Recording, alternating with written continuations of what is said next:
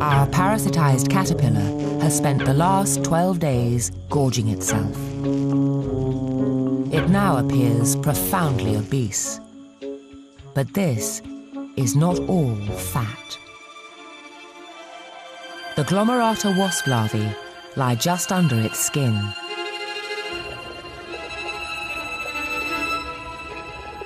Each is the size of a grain of rice, but together they account for over 1/3 of the caterpillar's weight.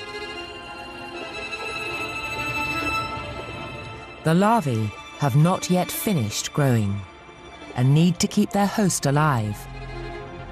So although they feast on the caterpillar's blood, they have been careful not to touch a single one of its vital organs.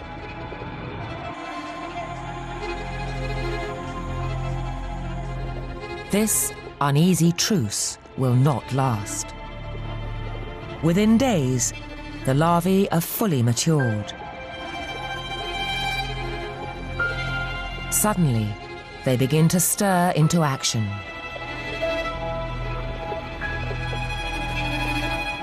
For the past 2 weeks, this surrogate womb has protected them, but now they no longer need it. To complete the next stage of their life cycle, they must break out.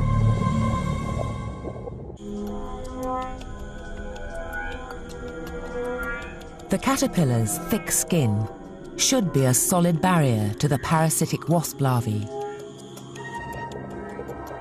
But as their bodies have grown, they have developed tiny, saw-like teeth.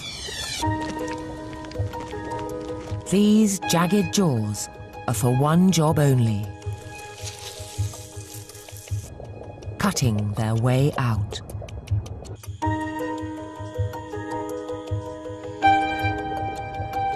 Stroke by stroke, the larvae slice through the tough layers of skin.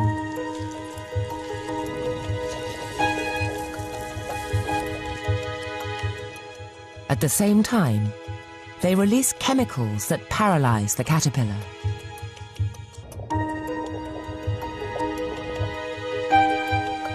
As the larvae break through, there is nothing it can do.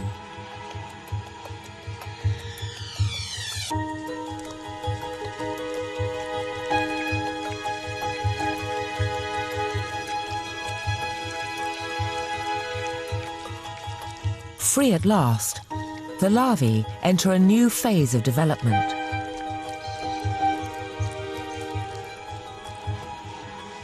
They swiftly spin silken cocoons.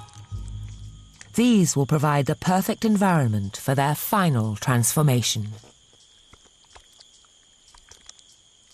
But ironically, one of the greatest dangers the larvae will face is being themselves impregnated by other species of parasitic wasp. Incredibly, the wounded caterpillar helps them out.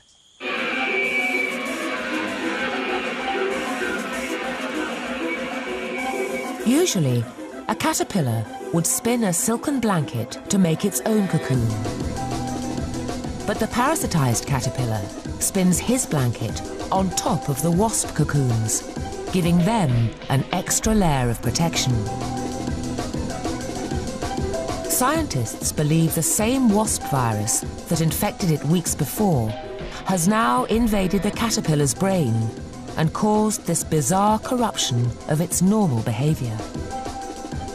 Amazingly, the caterpillar's natural aggression is now also exploited by the wasp virus.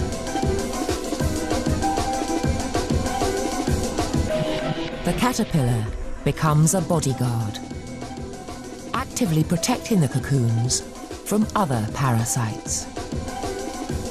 It will watch over them unceasingly until it eventually starves to death.